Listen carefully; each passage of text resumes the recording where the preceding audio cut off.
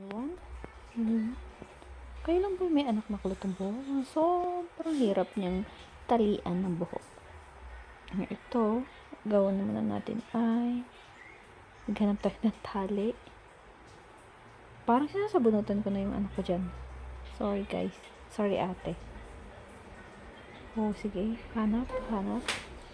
Nagpa-cute pa yung tinatalian ko ng buhok.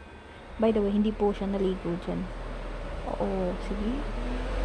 Isa pa. Ay, ewan ko na. Ang hirap niyan. Tingnan mo. Pinasabunutan ko na yung anak ko dahil yung ano ko, may sipon pa siya. Pasensya na po kayo sa video at medyo maliwanag po doon kasi nakaharap po siya sa ilaw.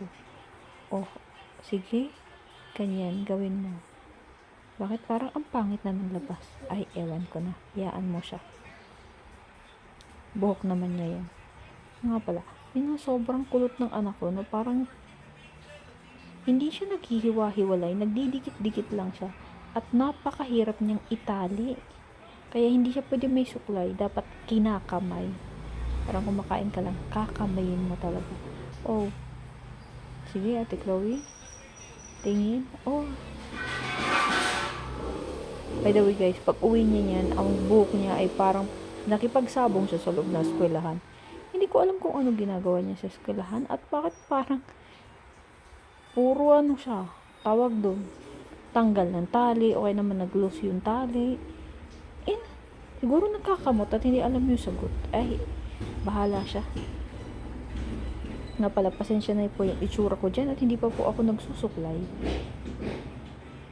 Kabaliktaran ko kasi yung kulay ng anak ko. Kung siya ay maputi, ako naman ay kapiho.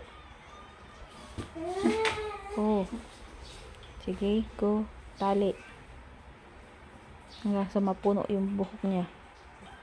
O, kabila naman. Nakasimangot pa yung babae na to. Okay, go. Sige. O.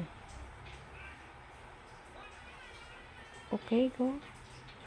Nubo ka na. Sige. Kakamayin ulit sa kabilang side. Pero hindi kaya sinusuklay. Naantok pa ata yung anak ko. Tingnan niyo po yung buhok niya. Yung harapan ay napakakulot. Hindi siya yung kulot na parang pansit canton. Yung kulot po siya naghihiwa-hiwalay. Hindi mo alam kung pupunta sa kanan o pupunta sa kaliwa. Basta kulot po siya. Tingnan niyo po. Oh. Kahit suklayin, walang pagbabago. Ganyan ata talaga niya. Hindi naman po kasi siya kulot. Nung pinanganak ko po siya ay straight naman po yung buhok niya. Kaya lang nung 2 buwan siya mula nung pinanganak, naubos yung buhok niya. Natira na lang yun sa bumbunan na lang. Wala nang natira. Hindi ko alam kung pinag-usapan natin. Ba't siya umingiti? Sige, tawa. Nahiya ka pa. Yun niya po. Na siguro nung akala ko na sobra lang yung siya shampoo, pero naubos po talaga. Ang pagtubo na ng buhok niya, kulot na at hindi na po siya nagbago. Ganyan na. Hindi ko alam kung anong nangyari. Pero pasensya na po sa itsura ko ha. Umagang-umaga po kasi yan. Mga 6 o'clock in the morning pa lang ata yan. Kasi kailangan yung umalis ng 6:30 kaya dapat nakaayos na siya ng 6:00. Kaya ganyan. Oh, tanggal, babalik, ay ewan na tapos na. O, ako naman. Oh, shh.